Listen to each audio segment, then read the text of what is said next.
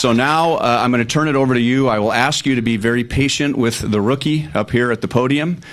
We are broadcasting live on television and on radio, so for the benefit of people listening and watching, if you could raise your hands if you have a question and wait until the microphone comes to you. Acknowledge your name, if you will, so everyone knows who is asking the question before we turn it over to the podium. And we'll begin with Jeffrey Flanagan and then Joel Goldberg. John, welcome. Thank you. What kind of advice did David Glass give you about operating a small market team, and how much different will your approach be, you think? Then David? Yes. You know, I don't know that he's given me a lot of advice. He said I can call him if I want some advice, but I think he believes that there's different ways to do this, and and I think about the two owners we've had. I think you and Kauffman bought this team. If I'm correct, he wasn't a baseball guy, right? Wasn't a base? No. And but he was innovative. It was bought for his health. It was to be a hobby. But he was innovative, and the franchise. We went to the playoffs 7 years from 76 to 85. Pretty impressive in the early days of an expansion franchise. I think David, when he took it over from the community foundation, or he was actually involved then, I think it took a little while, till he found Dayton. Dayton rebuilt the franchise, the farm system, the international business, and I think we saw the results of that in 14 and 15. When you think about how would I approach it, I think we have some pretty interesting models. I will say I learned a lot in my 4 seasons in Cleveland. They've done a very good job. I think they've had 7 consecutive winning seasons. The 4 seasons we were there, we averaged 94 wins. Now, part of that's good fortune. I was there at the right time, but I think it seems like small market teams need to be smarter. You have to evaluate and draft well. You have to develop well.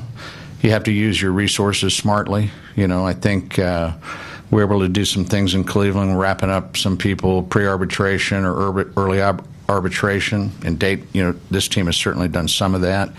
And then you got to be willing to, when you have the opportunity, I think you have to be willing to trade some assets away to compete. And that's kind of been my experience. If I think about the 4 seasons in Cleveland, I got a lot to learn here, and I think that. These guys are pretty optimistic. I heard Mike say, "I don't." What do you say? I'm not going to call it a rebuild, and I think that's probably right. In some ways, it's a transformation. I got a text from Mike, by the way. I have great respect for the guys in uniform that cross the line every night, and their job is to send the other guys home with a loss. And Mike sent me a text the day of the approval, and he said, "I can't wait to join the fight with you." And that's a word that I think the guys in uniform use, and I very much appreciate that. But I don't know if I answered your question, but yeah. Yeah, thank you. Okay. Joel? Mr. Sherman, congratulations Thank to you, Joel. you and your family and your group, your investment group. Thank you.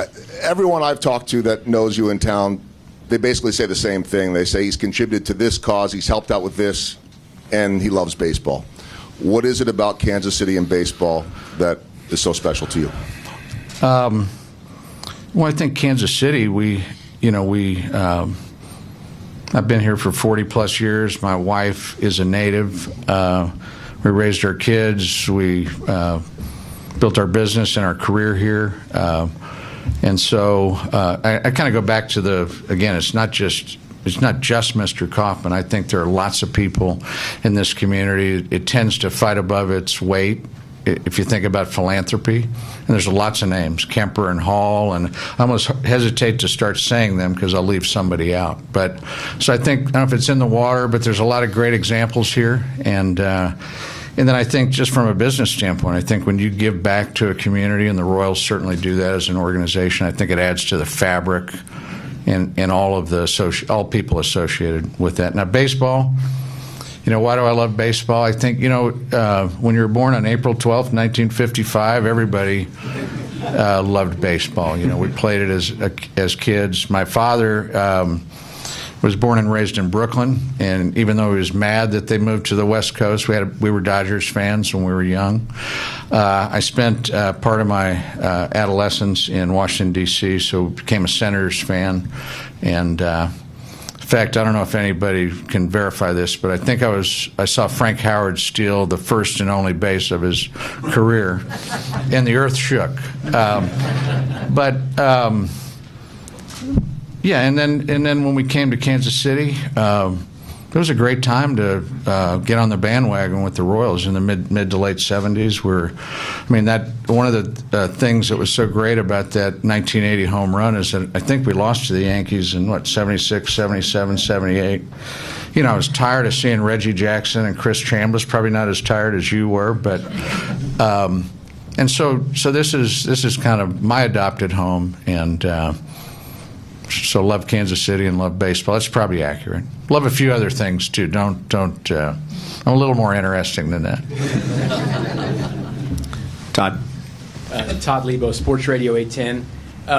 One of the things that's been rumbling around for the last several years is the possibility of baseball being downtown, stadiums, things like that. What are your thoughts about that? And I know there's plenty of time left on this lease, but just what are your thoughts about that possibility of maybe rejuvenating some stuff down there? The possibility of downtown baseball? Yes. I do. There is a lot of time left on the lease. If you look out the window here, we have a beautiful place to play baseball. In fact, Derek Jeter told me at the owners' meeting the other day that he loved coming here. That said, there's a lot of interest in fact, while we were in Arlington, we toured the new stadium that the Rangers are constructing right now. There's a lot of real estate development around it. So I think there's a lot of thought that baseball, there's more economic opportunity if it's in denser areas where you can have ancillary real estate. But we'll evaluate that decision or those thoughts or those strategies over the next few years, and it'll be driven by what's best for the club, what's best for our fans, and what's best for the community. Bob? Bob Fesco, 610 Sports Radio. You talked a lot about the 70s and the 80s, and a lot of us, memories were formed in 14 and 15 with this Royals Ball Club and everything. So what were your memories of 14 and 15? Were you watching in the stadium? Were you part of everything that went on? Absolutely. And I absolutely was. In fact, Marty and I had planned a long trip in 2014, and we were actually in Europe. I had not really thought we would be in the World Series. I'll admit that in 2014. So Marty found me in the middle of the night watching one of the games on my phone, and she said, "Why don't you just go back to Kansas City?" And I said, "Are you serious?" And I looked her in the eye, and she said, "Yeah, I'm serious." And so I did come back. So I was back here for Game 6 and 7. Then I went back and caught up with the family in Europe. So. She's saying that I didn't. What you said? I wasn't serious. I said, "Yeah, you were serious." Because I looked. Now she says she didn't think I'd do it. Something like that. But no, the 14 and 15 that was magic, and that's what's great about baseball. Joel's question. You don't know what's going to happen when you come out here. I think about lots of memories. We talked about the 1980 home run. I think about Game 1 and the wild card game speaks for itself, but Game 1 in 2015, it wasn't. I know Escobar. Is that the game he led off with an inside the park home run? So you think things are starting well, but late in the game, it was kind of we weren't really doing much, but nobody left, right? And Alex Gordon steps up and cranks that ball and that's magic, right? We all get home at 1:30 in the morning, and we come back the next day, and that magic culminated in a great parade that. I think I heard Mike say you thought that was photoshopped. Mike saw that picture of the parade. He couldn't believe that wasn't altered. But no, the 14-15 run, and it's kind of what makes you hungry to get back, right? I mean, these guys. There's a lot of things that the baseball gods have to smile on you. You got to have some breaks, but what those experiences, October baseball, the magic of October baseball, and what it does for fans and a community is pretty special. Sam Mellinger with the Star.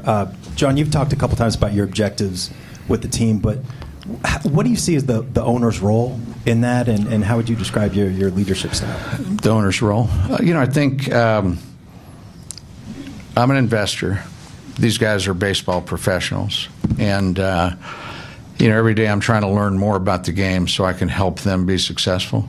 But I think our role is to understand what the objectives are, make sure we get really good people hired to carry them out, and then find out where we can help and how we allocate resources at the right place and the right time to help us field a competitive team on a sustainable basis. Cody?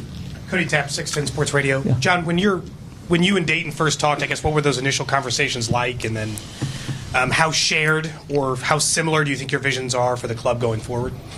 Well, when we first talked, he talked, I listened. But no, I think we've spent a lot of time together. I have great respect for what Dayton has accomplished here. And when I say transformed, I said, I think we all know what he accomplished when he came here in 2006 and rebuilt the franchise. And when I listen to him now, I really do mean, I think we're transforming. We're using our core competencies, the things we're good at. My sense is we have really good baseball people, we have really good teachers, but then we're also adding the other things that, analytics. Everybody talks about analytics, but that's kind of a given, right? You've got to have the data.